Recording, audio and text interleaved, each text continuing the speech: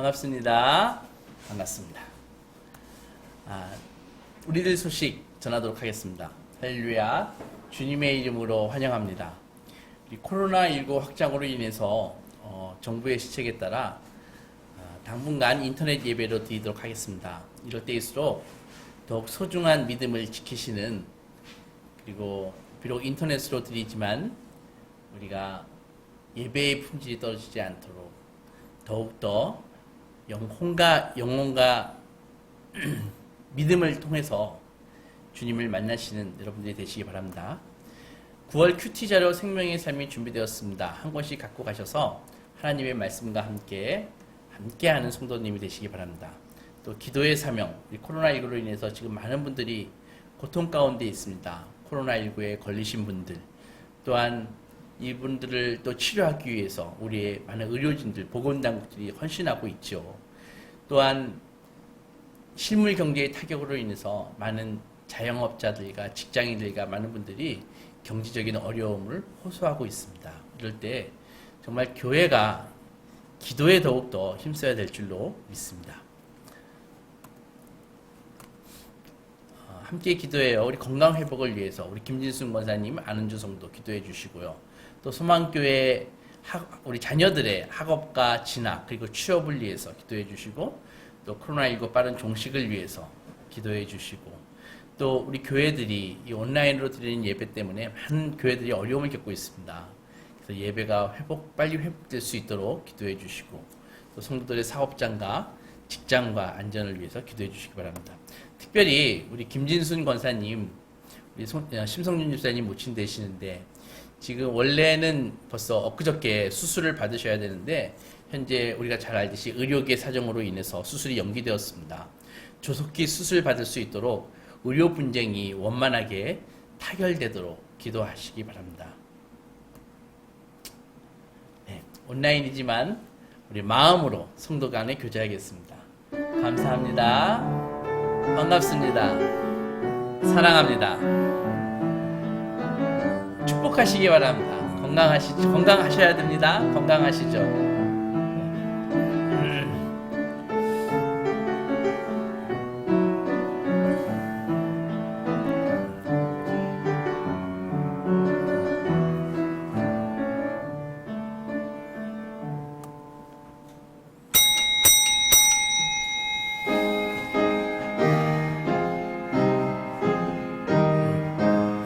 하나님은 영이시니 예배하는 자가 영과 진리로 예배할지니라. 전능하신 아버지 하나님, 오늘도 소망의 자녀들 이 예배의 자리로 불러주심을 감사드립니다. 하나님 아버지, 많은 제한을 갖고 드리는 예배지만 주님께서 그 제한을 주님께서 불쌍히 여겨주시고 하늘문을 여시고 큰 은혜와 복으로 함께하여 주시옵소서. 주님을 진정으로 만나는 예배되게 하여 주시옵소서. 예수님의 이름으로 기도했습니다. 아멘. 하늘에 계신 아버지, 이름 거룩하사 주님 나라 임하시고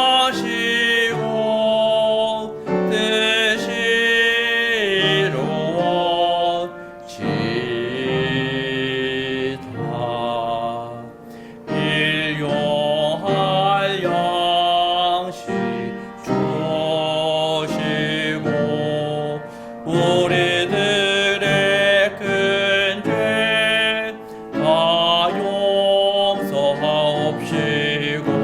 또 시험에 들게 마시고 악에서 구원하소서.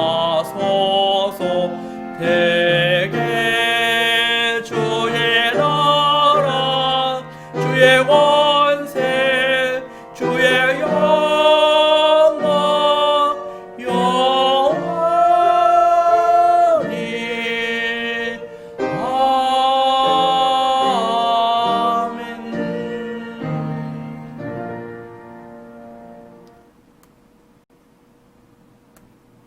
예수께서 대답하여 이르시되 진실로 진실로 내게 이르노니 사람이 거듭나지 아니하면 하나님의 나라를 볼 수 없느니라. 니고데모가 이르되 사람이 늙으면 어떻게 날 수 있사옵나이까? 두 번째 부에 들어갔다가 날 수 있사옵나이까. 예수께서 대답하시되 진실로 진실로 내게 이르노니 사람이 그가 생명으로 낫지 아니하면 하나님의 나라에 들어갈 수 없느니라.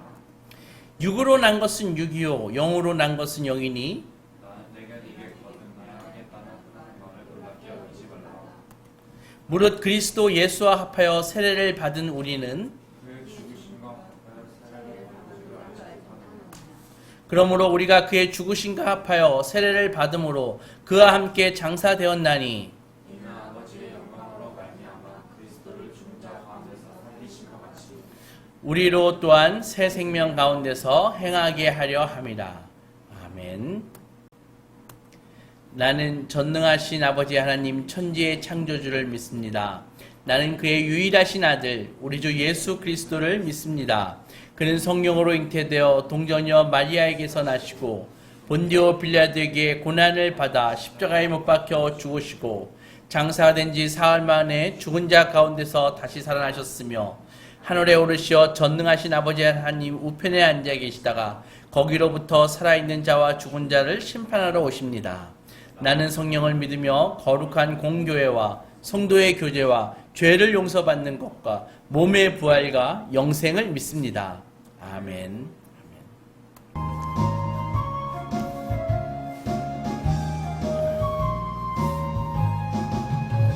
내가 매일 기쁘게 순례의 길 행함은 주의 팔이 나를 안보함이요. 내가 주의 큰 복을 받는 참된 비결은 주의 영이 함께함이라. 성령이 계시네 할렐루야 함께하시네. 좁은 길을 걸으며 밤낮 기뻐하는 것 주의 영이 함께함이라. 전에 죄에 빠져서 평안함이 없을 때 예수 십자가의 공로 힘입어 그 발 아래 엎드려 참된 평화 얻음은 주의 영이 함께함이라. 성령이 계시네 할렐루야 함께하시네. 좁은 길을 걸으며 밤낮 기뻐하는 것 주의 영이 함께함이라. 나와 동행하시고 모든 염려하시니 나는 숲의 새와 같이 기쁘다. 내가 기쁜 마음으로 주의 뜻을 행함은 주의 영이 함께함이라.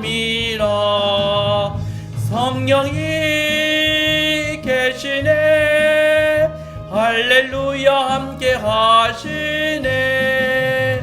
좁은 길을 걸으며 밤낮 기뻐하는 것 주의 영이 함께함이라. 세상 모든 욕망과 나의 모든 정욕은 십자가에 이미 못을 박았네. 어두운 밤이 지나고 무거운 짐 벗으니 주의 영이 함께함이라. 성령이 계시네 할렐루야 함께하시네. 좁은 길을 걸으며 밤낮 기뻐하는 것 주의 영이 함께함이라. 선한 목자 되셔서 저희들을 생명의 초장으로 인도하시고 영원한 생명의 물가로 인도하시는 하나님, 이 시간 주님 앞에 나와 엎드려 경배하오니 이 예배를 받아 주시옵소서. 주님께서 생명을 주시고 진리의 삶을 살아가도록 허락해 주셨습니다. 하지만 지나온 삶이 하나님께 온전하지 못했음을 고백합니다. 우리의 행위와 생각과 언행들이 말씀과 일치하지 못하고 하나님 말씀이 기준이 되어야 함에도 세상의 기준을 따랐습니다. 다시 거룩하신 주님 앞에 섰사오니 긍휼과 사랑으로 용서해 주시고 이 시간 주의 보혈로 저희를 씻기시고 회복하여 주시옵소서. 그리하여 주님 앞에 온전히 설 수 있도록 인도하여 주옵소서. 코로나로 인해 온 나라가 너무나도 힘들고 어려운 시간을 보내고 있습니다. 하나님의 사랑과 긍휼로 이 나라를 불쌍히 여겨주셔서 속히 코로나가 종식되게 하시고 평범한 일상으로 돌아갈 수 있도록 은혜를 더하여 주옵소서. 코로나가 장기화되면서 많은 성도들의 일터가 무너지고 있습니다. 저희들은 뜻을 온전히 알 수 없지만 이러한 위기 속에서도 하나님의 뜻이 이루어지는 줄 믿습니다. 성도들의 경제적 위기에서 신음하고 있습니다. 긍휼을 베풀어 주셔서 하나님의 사랑으로 일어설 수 있도록 앞길을 인도해 주시고 다시 일어나 주님께 영광 돌리는 삶이 되기를 소망합니다. 코로나 사태로 인해 하나님을 향한 열정이 식어지지 않을까 걱정입니다. 육신의 연약함으로 하나님께 나오지 못하는 시간들이 길어지고 있습니다. 교회에 나오지 못한 성도들을 붙잡아 주시옵소서. 그들이 어디에 있더라도 하나님 옆에 신실한 예배자로 삶을 살아가게 하시고 하나님의 은혜를 기억하며 감사하는 성도들이 되게 하옵소서. 교회에 나가지 못한다는 이유로 믿음을 잃거나 그것을 핑계삼아 신앙에 퇴보하지 않도록 붙잡아 주시옵소서. 담임 목사님에게 주의 능력으로 덧입혀 주시기를 원합니다. 교회의 머리가 되신 예수 그리스도를 위해 수고하며 몸된 성도들을 위해 애쓰시고 있사오니 주의 사랑과 능력으로 채워주시고 영육간의 강건함을 더하여 주옵소서. 주의 사랑과 긍휼이 넘쳐 담임 목사님과 함께 교회를 위해 수고하며 애쓰는 성도님들이 경제적으로 궁핍하지 않도록 물질의 복도 더하시고 가정에도 은혜를 더하사 어려움과 힘듦 속에서도 믿음으로 서는 가정 되게 하옵소서. 이 예배에 친히 임재해 주시고 예배의 시종을 주님께 의탁하오며 살아계셔서 인도해 주시는 예수 그리스도의 이름으로 기도드립니다. 아멘.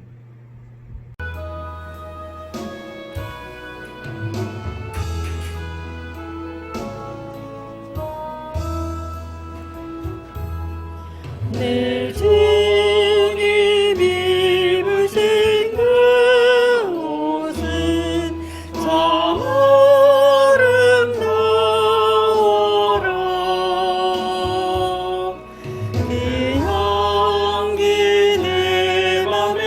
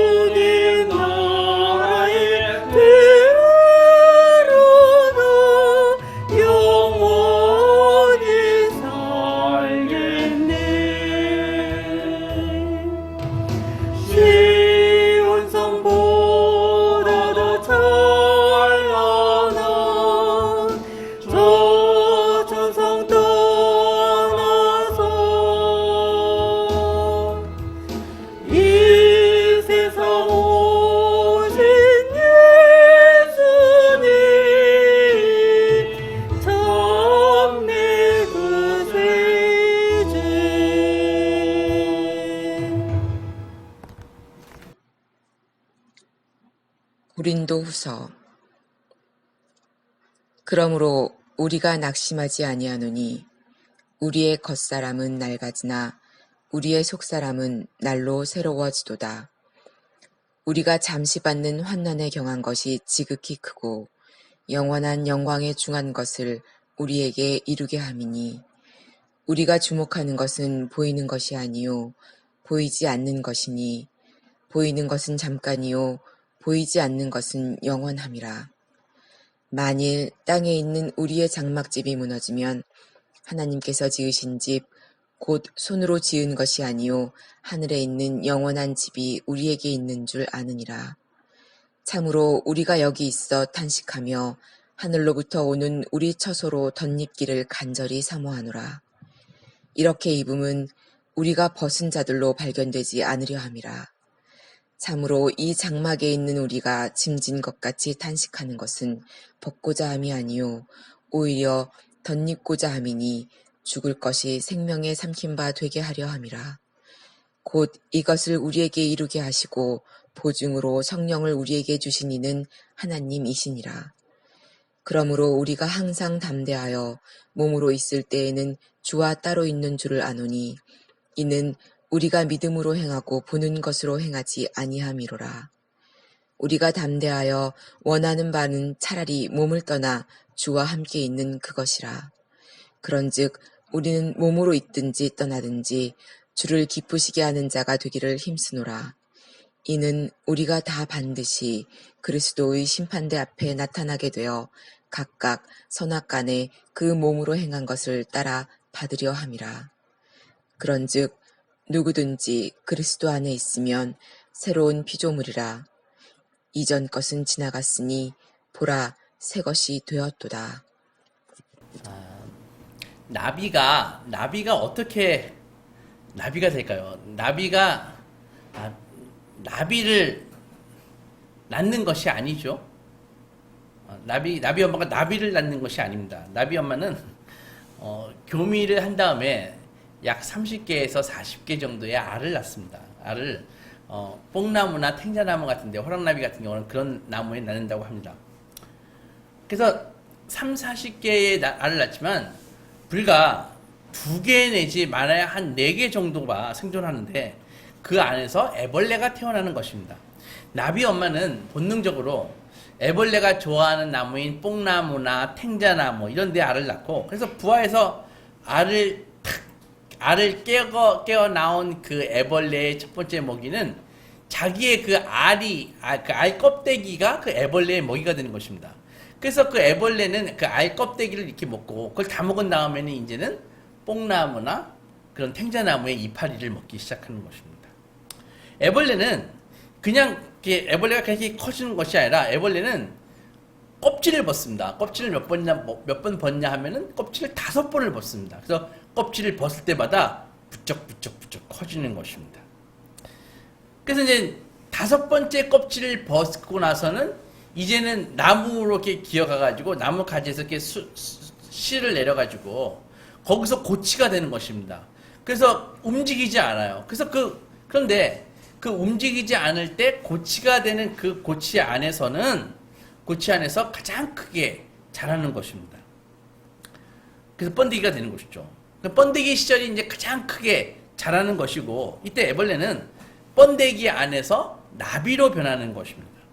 그런데 그리고 나비가 번데기 안에서 이렇게 있어가지고 이제 시간이 되면 이제 그 번데기 안에서 나비가 돼가지고 번데기를 탁탁탁 갉아먹어가지고 나비 머리서부터 나와가지고 축축한 나비의 그 날개를 조금씩 젓기 시작하면서 날개가 건조해지면서 이제는 하늘로 팍 창공으로 나는 그런 나비가 되는 것입니다. 이게 나비가 알에서부터 나비가 되는 그 과정인 것입니다.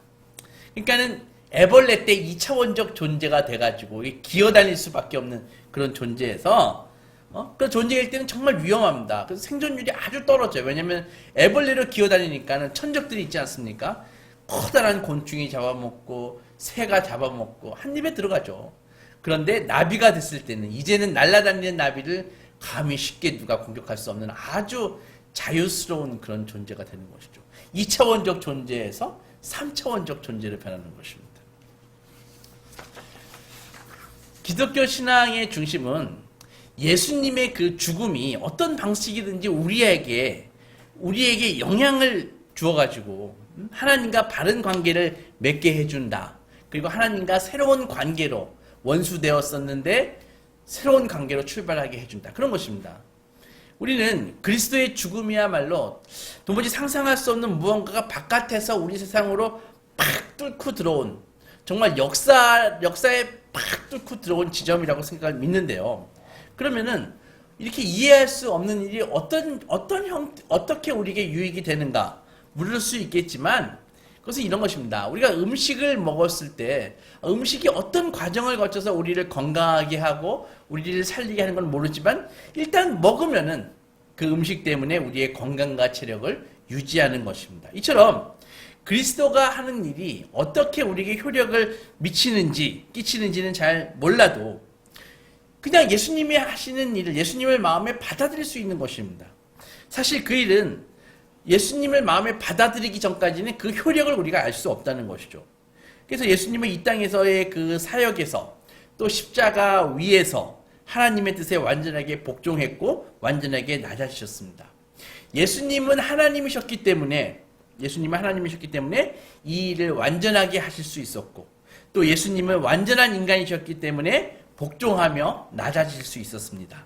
그래서 하나님께서 예수 그리스도를 죽음에서 다시 살리신 것은 바로 예수님이 온전히 이 구원의 일을 행하셨다는 것을 하나님께서 인정하신 것이라고요. 그리스도인들은요, 어떤 식으로든 예수님의 낮아짐과 그 고난을 우리가 함께 나눌 때 예수님의 부활도 우리가 함께 나눌 수 있는 것입니다.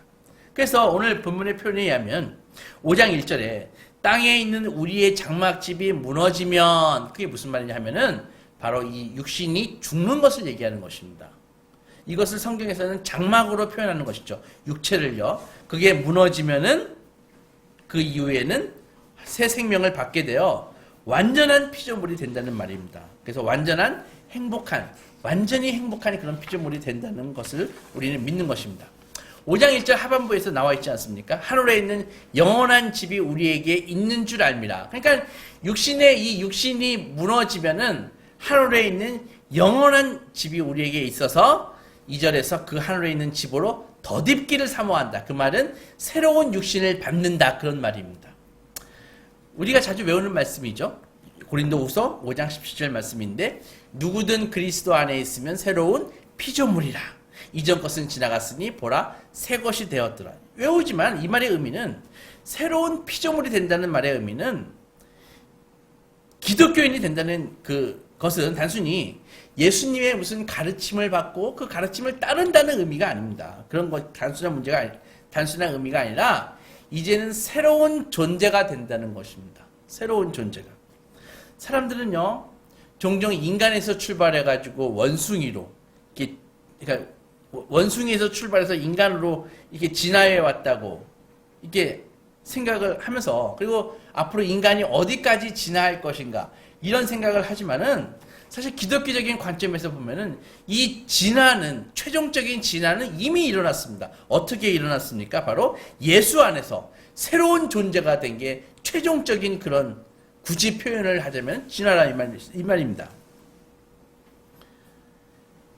예수로 말미암은 그 새로운 생명이 오늘 우리 안에도 들어올 수 있습니다. 이것을 우리를 거듭남이라고 얘기하고 있습니다. 그렇다면 어떻게 이 일이 이루어질 수 있을까요? 자, 우리가 생명을 어떻게 얻었는지 한번 생각해 보겠습니다. 우리가 얻은 생명은요, 우리랑 다른 사람에게서, 우리의 부모에게서부터 우리의 동의 없이 성과 임신과 출산이라는 그런 쾌락과 고통과 어떤 위험이 동반된 그런 기이한 과정을 거쳐서 내가 태어나고 여러분이 태어났지 않습니까?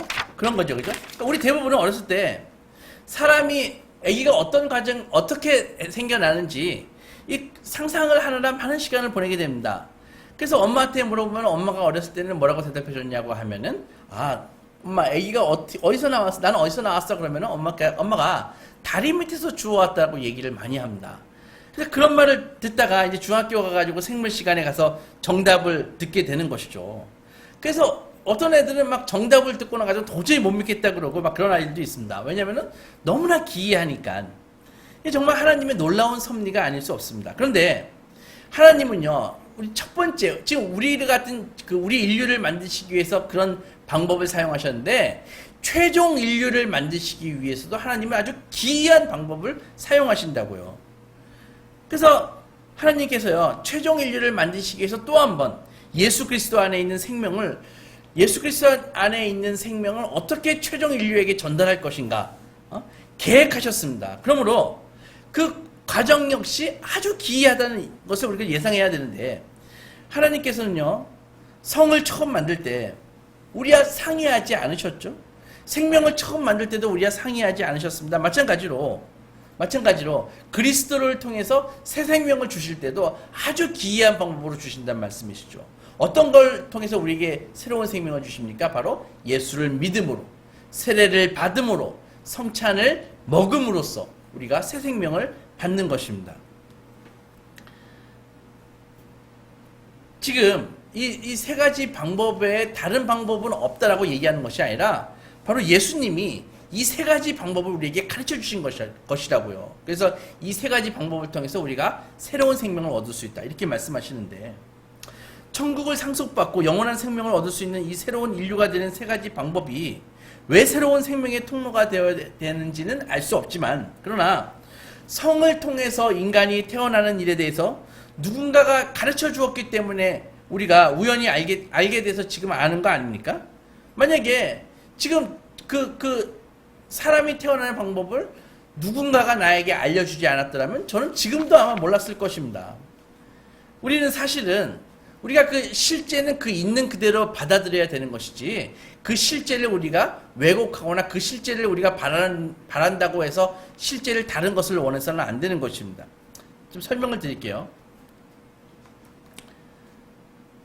저는 이 믿음과 세례와 성찬, 이 세 가지가 생명의 통로가 돼야 된다.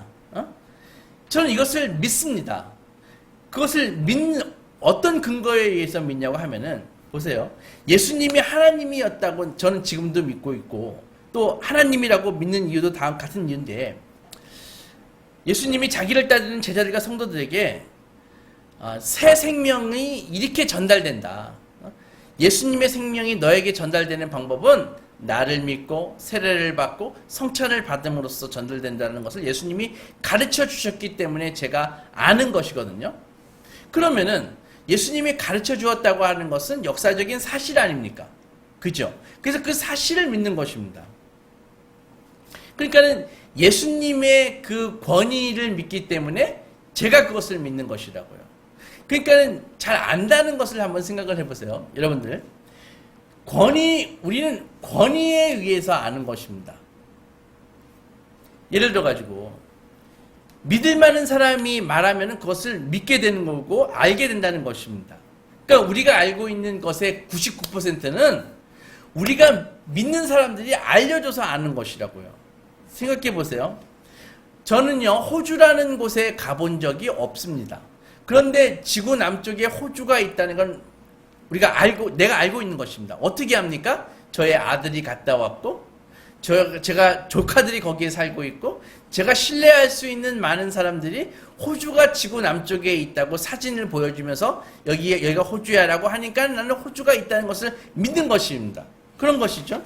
그러니까는 우리가 대부분의 사람들은 우리가 신뢰할 수 있는 사람이 알려줘서 그것을 믿게 되는 것입니다. 태양계가 있다는 것, 본 적은 없지만은 과학자들이 얘기하니까, 신뢰하니까 믿는 것입니다. 원자를 본 적이 없지만은 과학자들이 얘기하니까 믿는 것이고요. 코로나19 바이러스가 눈에 보이지 않지만은 의사들이 얘기하니까 그것을 믿고 지금 조심하는 건 아닙니까? 마찬가지로 세상의 이 역사적인 이런 사실들도 누구나 다 권위가 있는 사람들이 얘기했기 때문에 믿는 것입니다. 우리 중에 누구든지 임진왜란 때 일본군이 일본군을 바다에 이렇게 수장시킨 그 명랑해전을 지켜본 사람은 아무도 없습니다. 그죠? 그러니까 그런 역사적인 사건들을 무슨 수학 공식을 사용해서 증명하는 것이 아니라, 그 12척의 배로 그 수백 척의 일본군을 쳐부신 것을 우리가 수학 공식으로 그렇게 증명하는 것이 아닙니다. 그런 일이 있다고 믿는 것은 그것을 목격한 사람들이 그것을 역사책에 적었기 때문에 그것을 믿는 것이죠. 그것을 남겼기 때문에 믿는 것이죠. 그래서 마찬가지입니다. 예수님의 그 종교의 권위를 선뜻 받아들이지 못한다면은 그런 사람들은 한평생 아집과 고집과 무지에 쌓여서 살 수밖에 없는 것입니다. 그래서 우리는 예수님이 이렇게 얘기하셨다는 것이 기록이 있고 역사적인 사실이기 때문에 그것을 믿는 것이라고요. 그렇다고 해서 믿음과 성찬과 세례만 있으면은 예수님을 본받으려는 노력을 게을리해도 된다는 그런 말은 아닙니다. 오늘 본문 9절에서 보면 우리는 몸으로 있든지 떠나든지 주를 기쁘시게 하는 자가 되기를 힘쓴다라고 되어 있습니다. 여러분들, 우리의 자연적인 생명은 부모에게서 온 것이지만 그렇다고 아무 노력 없이 유지되는 것은 아닙니다. 우리가 생명을 부모에서 받았지만은 우리 생명을 위해서 아무것도 하지 않는다면은 이 생명은 지켜질 수 없는 것입니다. 그러니까 우리는 생명을 만들 수는 없지만은 생명을 건강하게 지키기 위해서 우리는 잘 먹어야 되고 운동도 해야 되고 잘 자야 되고 그래서 생명을 지키려는 노력을 해야 된다는 것이죠.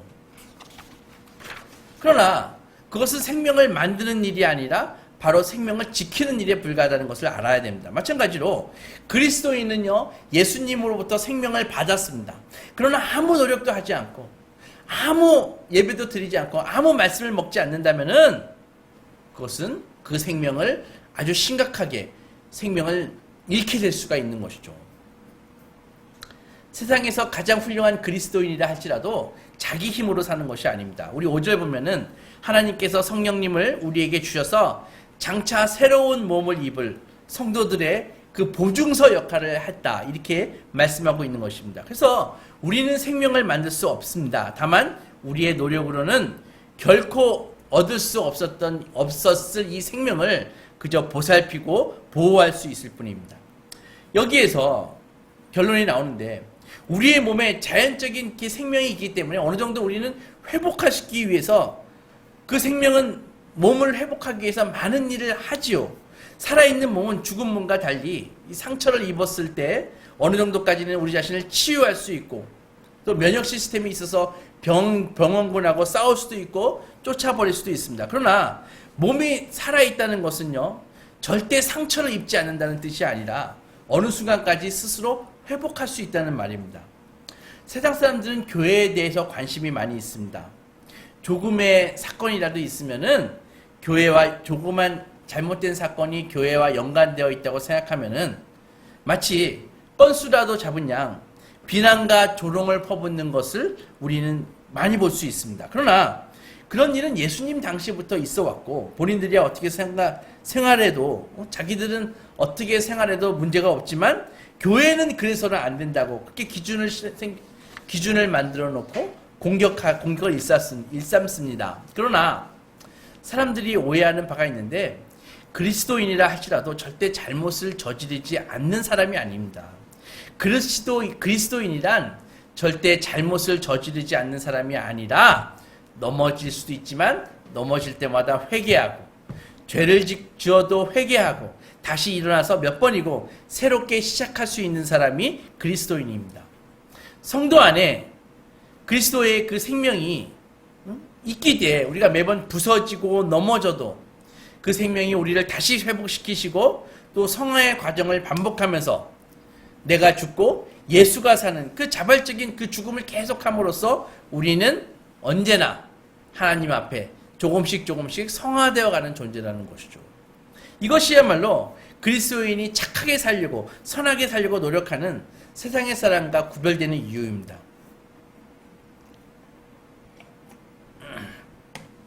여러분들, 그리스도인이 아니라도 세상에 착한 사람들이 많이 있습니다. 그러나 세상 사람들은 이렇게 생각합니다. 내가 만약에 신이 있다면은 내가 착한 일을 많이 해서 신을 만족시키고 또 신이 없다 할지라도 내가 착한 일을 하면 사람들에게 인정받을 수 있을 거야. 이렇게 생각합니다. 그러나 같은 선한 행동이라도 그리스도인의 그 동기는 다릅니다. 그리스도인은 내 속에서 착한 무엇인가가 나로 하여금 착한 행동을 하게 하는 것이 아니라 바로 내 안에 있는 그리스도의 생명이 있기 때문에, 예수의 생명이 있기 때문에 내가 선한 일을 하는 거다. 이렇게 생각하는 것입니다. 그러니까 우리가 선하기 때문에 우리가 하나님이 우리를 사랑하시는 것이 아니라 하나님이 먼저 우리를 사랑하셨기 때문에 우리를 선하게 하신다고 믿는 것이죠. 그러니까는 창문이 있는데 창문이 밝은 이유가 창문이 밝아서 밝은 게 아니라 햇빛이 창문에 비치기 때문에 밝은 것과 같은 이치입니다. 여러분, 내 안에 그리스도의 생명이 있다라고 말하는 것은 단순히 예수님의 교훈을 따른다든지 예수님을 많이 생각한다든지 그런 말이 아닙니다. 많은 교인들이 착각하는데 이것은 예수님께서 실제로 성도들을 사용해서 움직이신다는 말입니다. 그러니까 이 교회, 모든 이 교회 전체는, 성도들의 전체는 그리스도께서 활동하시는 손가락이나 손이나 발이라는 것이죠. 지체라는 것이죠. 그래서 예수께서 주시는 이 새로운 생명은 믿음과 같은 순전히 어떤 정신적인 행위를 통해서만 우리에게 주어지는 것이 아니라 성찬을 통해서, 세례를 통해서 우리에게 믿음이 주어지는 것입니다. 그러니까 우리는 육신을 갖고 있는 존재라는 것이죠. 성찬식 때 예수께서 영적으로 실제로 임하시는 것입니다. 여러분들, 불교나 유교 같은 경우는 단순히 사상이나 훈련을 가르치는 그런 것입니다. 그러나 우리가 이런 기독교는요, 어떤 사상을 전파하고 좋은 생각을 전파하는, 착한 마음을 전파하는 그런 것이 아니라 예수님의 재림 때 우리가 변화될 그런 부활을 얘기한다는 것이죠. 그래서 기독교에는 심오한 진리를 깨닫는 사람이 아니라 영원한 생명을 얻은 새로운 존재가 되는 것입니다. 아까도 얘기했듯이 2차원의 땅을 기어다니는 애벌레가 아니라 3차원의 그 공간을 자유롭게 나는 나비가 된다는 것입니다. 그래서 우리는 새로운 물리적 존재로 변하게 되는 것입니다. 인간은 하나님보다 더 영적인 존재가 되려고 노력해도 소용이 없습니다. 왜냐하면 하나님께서 인간을 육신을 주셔서 물질적인 존재로 만드셨기 때문입니다. 그래서 우리에게 이런 물질을 통해서 생명을 주시는 이유가 바로 여기에 있습니다. 많은 사람들이 물질은 천한 것이다, 몸은 악한 것이다 이렇게 얘기하지만 하나님은 그렇게 생각하지 않으십니다.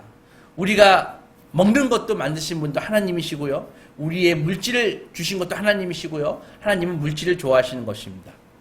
어떤 사람들이 질문합니다. 이순신 장군이 천국에 못 갔냐?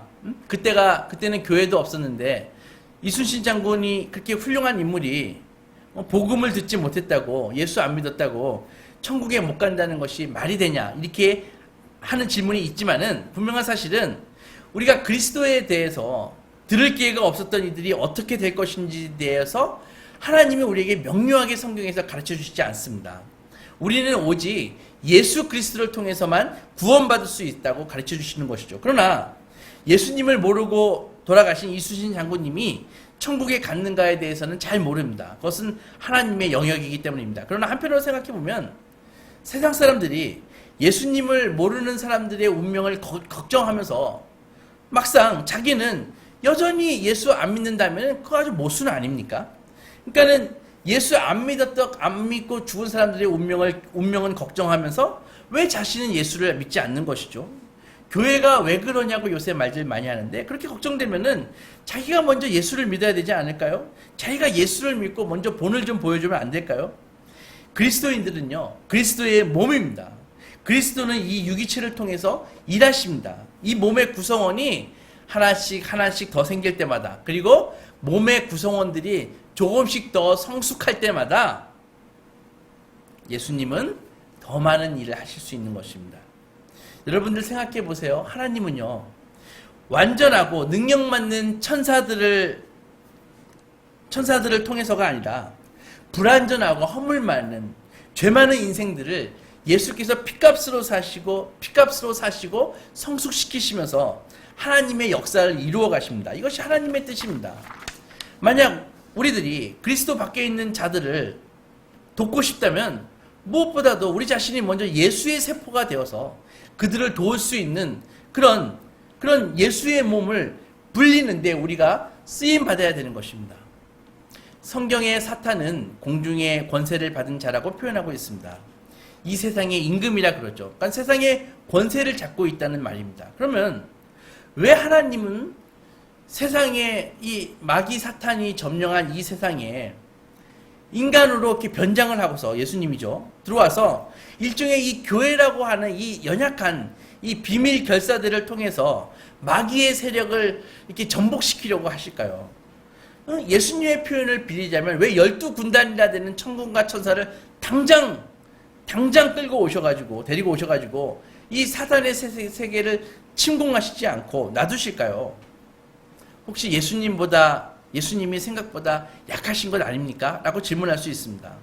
그러나 이것에 대한 답변은 어렵지 않습니다. 만약에 때가 되면은 하나님이 대군을 이끄시고 오실 것을 저는 믿습니다. 언제인지 모르지만 하나님이 지금 지체하시고 계시는 이유는 바로 이런 것입니다.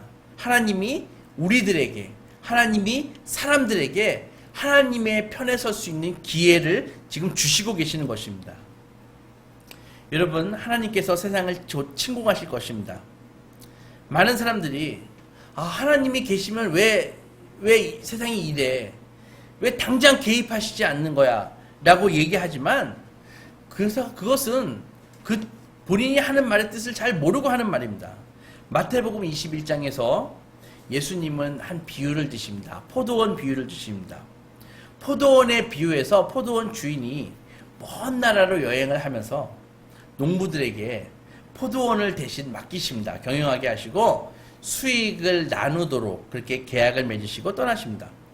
그런데 그 탐욕스러운 농부들은 그 포도원을 점령해 버립니다. 그리고 포도원을 점거하고 망쳐놓은 이 불량배 같은 농부들에게 그 소식을 듣고 주인은 처음에 3명의 종들을 보내십니다. 그 종들을 보자마자 그 포도원을 점거한 농부들은 3명을 때려 죽입니다. 그 다음에 주인은 더 많은 종들을 보냅니다. 근데 그 농장을 점거한 그 농부들은 그 더 많은 종들도 다 없애버립니다. 나중에는 아들을 보냈지만 그 아들마저 죽이니까 마지막에는 포도원 주인이 직접 가서 그 악한 농부들을 진멸하는 비유를 말씀하십니다. 여러분, 포도원 주인이신 예수께서 다시 오시는 날은 세상이 끝나는 날입니다. 세상에 펼쳐지는 이 연극이 아무리 많이 이 파란만장하고 그 이야기가 복잡하고 여기 많은 배우들이 자신의 재능을 뽐내지만은 감독이 들어오면 연극은 끝나는 것입니다. 하나님은 이렇게 틀림없이 세상을 끝내시기 위해서 침공하실 것입니다. 이렇게 우리가 알고 있는 이 땅은 없어지고 새하늘과 새 땅이 도래하고 한 번도 본 적이 없는 그런 것들이 이렇게 밀고 들어오는 것을 보게 된 그날에는 어떤 이들에게는 정말 아름다운 날이 될 것이고 어떤 이들에게는 너무나 무서운 날이 될 것입니다. 더 이상 선택의 여지를 주지 않을 것입니다. 그날 가가지고 하나님, 저는 하나님의 편이에요 라고 외쳐봐야 소용이 없습니다. 그때 예수님은 처음 오셨을 때 이 아기처럼 오시는 것이 아닙니다. 예수님의 모습이 너무 압도적이어서 성도들에게는 정말 거역할 수 없는 사랑으로, 그리고 다른 이들에게는 거역할 수 없는 공포로 다가오실 것입니다. 그때 어느 편에 설 것인가 결정하는 것은 이미 늦습니다. 그때는 하나님 편인가 아닌가를 선택하는 때가 아니라 우리가 진정으로 어느 편을 선택했는지 밝히 드러나는 때입니다. 우리 자신이 진정 어느 편이었는지 밝혀지는 때이고 깨닫는 때라는 말씀입니다. 사랑하는 소망교회 성도 여러분, 요즘 지구 전역에서 일어나는 이 환란을 우리는 보고 있습니다. 코로나19 바이러스가 창궐하고 그 끝을 알 수 없습니다. 또한 많은 지역에서 홍수와 가뭄으로 인해서 자연재해가 계속되고 많은 사람들이 고통하고 있습니다. 실물 경제는 지금 처참히 부서지고 있고, 그런데도 불구하고 이 자산시장은 엄청난 유동성으로 인해서 더욱더 끝을 모르고 자산시장의 가격은 오르고 있어서 빈익빈 부익부와 같은 그런 현상이 더욱더 가속화되고 있습니다. 그리고 이 사회는, 그리고 국가 간에는 엄청난 대립과 갈등으로 치닫고 있습니다. 이런 세상을 보면서 저는 요한계시록에서 말씀하고 있는 천사들이 하나님의 그 진노의 대접을 하나씩 세상에 붓고 있는 것이 아닌가, 그런 생각이 듭니다. 7 천사가 나팔을 하나씩 불고 있는 것은 아닌가, 그런 생각을 하게 됩니다. 그러나 너무 염려할 것 없습니다. 왜냐하면은 우리 주 예수 그리스도께서 당신께서 피로 산 자녀들을, 교회를 붙들고 계시기 때문입니다. 주님이 오실 때 성도는 최종 변화를 하게 됩니다. 지금의 우리로서는 우리 육신은 바이러스에 의해서 고통받고 죽을 수도 있지만, 그러나 그 변화된 몸은 이 영원한 생명을 갖게 될 이 변화된 몸이 있고, 이 우주가 어떻게 회복될지 우리가 정확하게는 모르지만 이 애벌레의 그 제한성과 나비의 자유함의 그 격차를 생각해 보면은, 우리 몸이 정말 그거하고는 비교가 안 되는 큰 격차로 우리는 변화될 것이구나 라는 것을 가늠해 볼 수 있습니다. 아직 예수님을 주인으로 모시지 못한 분들이 있다면 지금 오늘 이 순간이야말로 오른편을 선택할 수 있는 기회의 때입니다. 하나님께서 바로 이 기회를 잡을 수 있도록 그분의 공격을 잠시 지체하고 계십니다. 그러나 영원히 지체하시지는 않을 것입니다. 빨리 주님께 돌아오십시오. 천사는 지금 진노의 대접을 하나씩 세상에 쏟고 있습니다. 7 나팔을 가진 천사는 지금 나팔을 하나씩 불기 시작했습니다. 슬기로운 5 처녀처럼 주님을 맞을 기름을 준비해서 말세에 우리의 신랑 되신 영광의 주님을 맞이하는데 실패하지 않는 소망의 자녀들이 되시기 주님의 이름으로 축원합니다. 사랑하는 여러분, 요즘에 어려움의 시간을 보면서 계시록에서 얘기한 천사가 하나님의 진노의 대접을 이제 말세가 되어서, 때가 되어서 쏟고 있는 것이 아닌가 생각이 들기도 합니다. 7 천사는 나팔을 하나씩 불고 있는 것이 아닌가 생각이 들기도 합니다. 그러나 염려하지 마십시오. 그리스도께서 여러분들이 주 안에 있다면 여러분들을 붙들고 계실 것입니다. 이때 우리가 할 일은 더욱더 예수 품 안에, 예수님의 품 안에 들어오는 일입니다. 주님께 붙어 있으려고 힘쓰고 애쓰는 것입니다. 주의 말씀을 사모해서 주야로 묵상하는 일입니다. 이 일에 게을리 않는 소망의 자녀들이 되시기 바랍니다. 우리의 진정한 존재는 주님이 오실 때 회복될 것입니다. 더 이상 아프지 않고 고통하지 않으며 바이러스의 영향을 받지 않고 죽지 않는 영원한 예수님과 같은 몸을 주시겠다고 오늘 성경에서 분명히 약속하셨습니다. 그 약속 붙들고 승리하는 소망의 자녀들이 되시기 바랍니다. 아버지 하나님 감사합니다. 주님의 말씀을 통해서 하나님 아버지 새로운 존재가 되는 것에 대해서 알려주시니 감사합니다. 우리 육신에 이 장막이 무너지면 하늘에 하나님께서 예비하신 새로운 장막으로 우리를 덧입혀 주신다고 약속해 주셨습니다. 예수님과 똑같은, 예수님과 방불한 그 몸을 우리에게 주셔서 이제는 영원히 하나님과 함께 새하늘과 새 땅에서 통치하리라고 하는 약속을 주심을 감사드립니다. 이 소망을 가지고 오늘 이 어려운 환난을 극복하게 하시고 진노의 때이지만 두렵지 않고 오직 주님께 더욱더 붙어 있으려고 하는 노력을 게을리하지 않는 소망의 자녀들로 다 세워 주시고 힘 주시고 능력 주시옵소서. 이 모든 말씀을 예수님의 이름으로 기도했습니다. 아멘.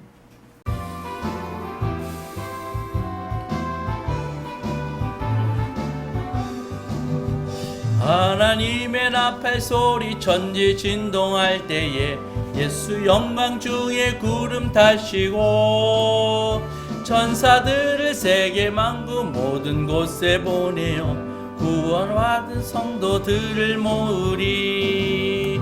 나팔 불 때 나의 이름, 나팔 불 때 나의 이름, 나팔 불 때 나의 길을 부를 때에 잔치 참여하겠네. 무덤 속에 잠자는 자 그때 다시 일어나 영화로운 부활 승리 얻으리. 주가 택한 모든 성도 구름 타고 올라가 궁중에서 주의 얼굴 배우리. 나팔 불 때 나의 기름, 나팔 불 때 나의 기름, 나팔 불 때 나의 기름, 부를 때의 잔치 참여하겠네. 주님 다시 오실 날을 우리 알 수 없으니 항상 기도하고 깨어 있어서 기쁨으로 보좌 앞에 우리 나가서도록 그때까지 참고 기다리겠네. 나팔 불 때 나의 이름, 나팔 불 때 나의 이름, 나팔 불 때 나의 기름, 부를 때의 잔치 참여하겠네. 하나님 아버지 감사합니다. 소망의 자녀들 주전에 주님의 예물을, 주님께 드릴 예물을 가지고 나왔습니다. 아버지 하나님, 드린 손길 위에 하늘문을 여시고 큰 은혜와 축복으로 함께하여 주시옵소서. 모든 것이 어려우니 이때 하나님 아버지 드린 손길 위에 하나님 아버지 구별되고 차별된 은혜와 은총으로 함께하시고 사업장과 직장과 가정의 작은 그릇까지 복을 받을 수 있도록 주께서 역사하여 주시고 경제적으로 어려움 겪지 않도록 지켜주시고 보호하여 주시옵소서. 하나님 아버지, 이 헌금이 목적에 맞게 쓰이게 하시고 주님의 나라의 확장에 쓰임받게 하시고 드린 손길 위에 주께서 은혜와 은총으로 함께하여 주시옵소서. 마음만 드린 성도들도 같은 은혜와 은총으로 함께하여 주시옵소서. 이 모든 말씀을 예수님의 이름으로 기도했습니다. 아멘. 다 같이 일어서시겠습니다.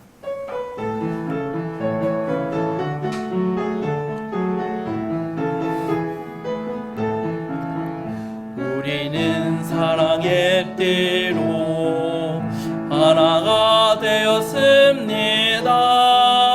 하나님을 사랑하고 예수님의 사랑을 널리 전하세.